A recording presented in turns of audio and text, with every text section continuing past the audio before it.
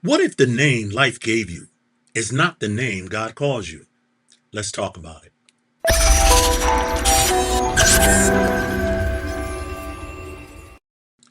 Tonight, I want to talk to you from the subject break the labels. You are more than what life calls you. You were never meant to be defined by what others said about you. God has always written a different story over your life, one filled with purpose, identity, and unshakable truth. Life has a way of naming you without your permission. Sometimes the labels come early, words spoken by family, teachers, or peers that sink deep into your heart before you even understand them. Other labels come from things like pain, heartbreak, disappointment, failure, or even trauma. And some labels come from seasons that you've already grown beyond, but the residue still clings to your identity. None of those labels have the authority to define who God called you to be.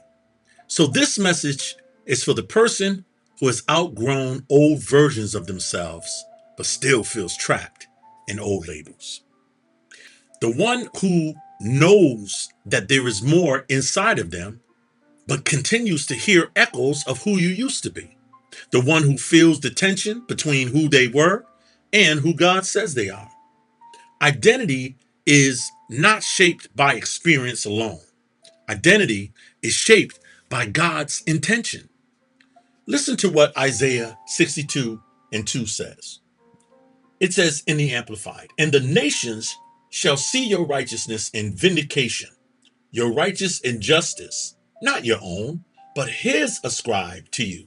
And all kings shall behold your salvation and glory, and you shall be called by a new name, which the mouth of the Lord shall name.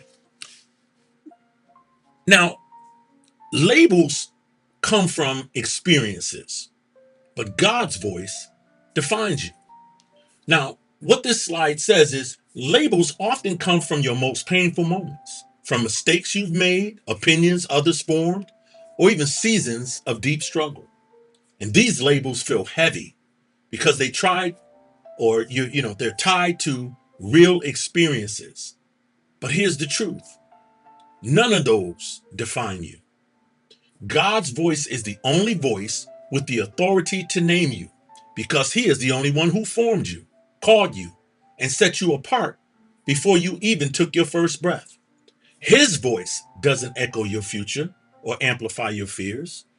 It speaks life, hope, and destiny.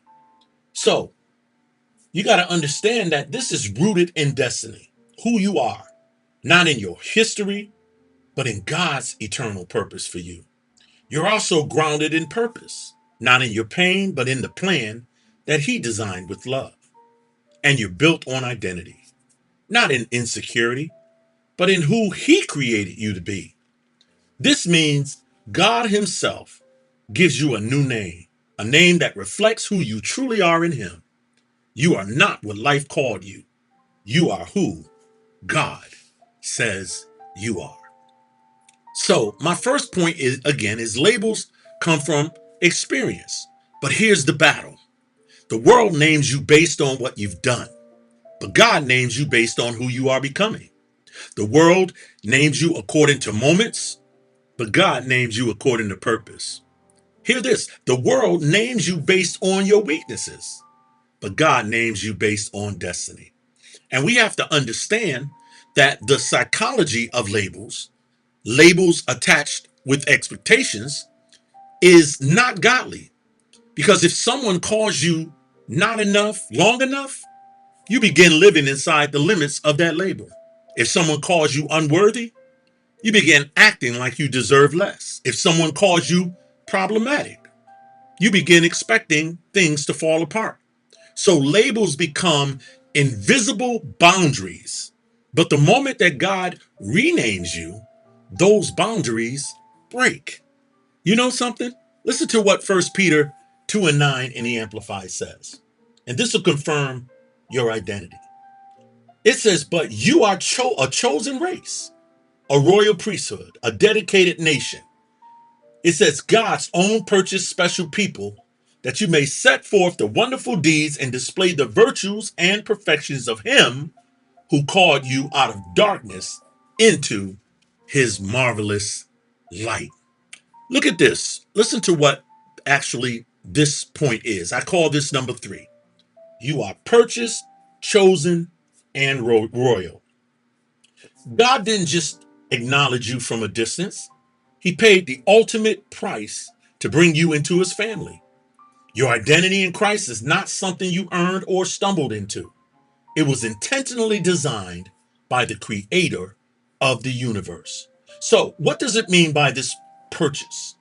Purchase means someone paid for you. Jesus gave his life so you could be redeemed, restored, and made whole. You are not abandoned or forgotten. You are deeply valued and fully bought with a price beyond measure. Then you were chosen, because you're not just purchased, you're also chosen, meaning someone selected you with intent. Before the foundations of the world, it said God saw you and said, I want that one. You were handpicked, not by accident, but with purpose and divine intention. Are you hearing this? So not only are you purchased and you chosen, but you are also royal. This means you carry authority as a child of the king. You don't just walk through life powerless or insignificant. You've been given dignity and authority and a royal identity that cannot be stripped away by circumstances or opinions. So these truths, people of God, are not suggestions or compliments. They are declarations over your life. So walk in the freedom of knowing exactly who you are. So listen, none of these words sound like the labels life gave you. Your identity is not determined by your failures. It's determined by your Father. This means you are not labeled by your past. You're labeled by your purpose. The label failure is replaced now with forgiven. The label broken is replaced with beloved. The label rejected is replaced with chosen. And the label insignificant is replaced with God's own. This means you are stepping into a new identity, not an identity created that you created, but one that God established before you were even born. There is power in renaming. God never renames without repositioning. In fact, when Abram became Abraham, his assignment expanded. Why? And when Jacob became Israel, his destiny unfolded. Why? Because he renamed you. And when Simon became Peter, his calling was activated.